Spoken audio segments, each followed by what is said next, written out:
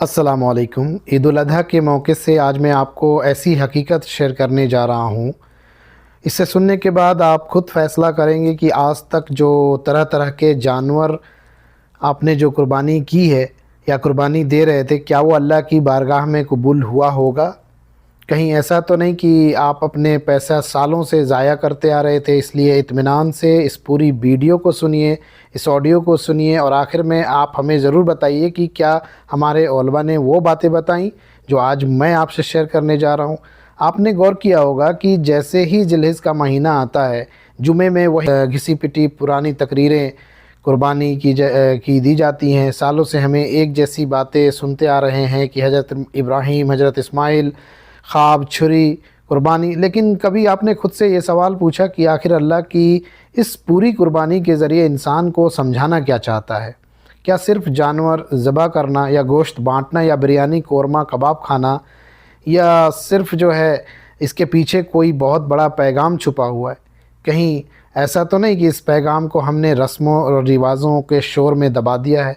लेकिन हकीकत को समझने के लिए हमें हिस्ट्री को समझना पड़ेगा, कुरान की रोशनी में झांकना होगा कि क्या हमने ये समझने की कोशिश की कि आखिर इब्राहीम अलैहिस्सलाम का इम्तिहान क्या था?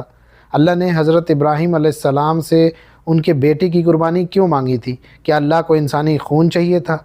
बिल्कुल नहीं, क्योंकि अल्लाह ने कुरान में ही साफ साफ बता दिया है कि अल्लाह अपने नबी को इब्राहीम अलैहिस्सलाम का इम्तिहान लेना चाहता था। अल्लाह देखना चाहता था कि क्या इब्राहीम अलैहिस्सलाम अपनी ज़िंदगी की सबसे प्यारी चीज़ अल्लाह की राह में कुर्बान कर सकते हैं। और उस दौर में सबसे कीमती चीज़ क्या थी? तब न बैंक बैलेंस था, न ज़मीन जायदाद थी, सोना चांदी न थी, न शेयर हुआ करती थी। तो सबसे कीमती चीज़ क्या थी? सबसे कीमती चीज़ औलाद होती थी, वो भी ऐसी औलाद जो बुढ़ापे में मिली हो। इसलिए इम्तिहान बेटे के ज़रिए लिया गया। लेकिन यहाँ एक बहुत बड़ी बात जिसे आज आपको समझना है, क्योंकि यही टर्निंग पॉइंट है कि कुर्बानी के इस पैगाम को हमें समझना कितना इम्पॉर्टेंट है। जब इब्राहीम अलैहिस्सलाम अपने बेटे की कुर्बानी देने के लिए तैयार हो गए तो अल्लाह ताला ने क्या किया? अल्लाह ने इस्माइल अलैहिस्सलाम की जगह एक दुम्बा भेज दिया।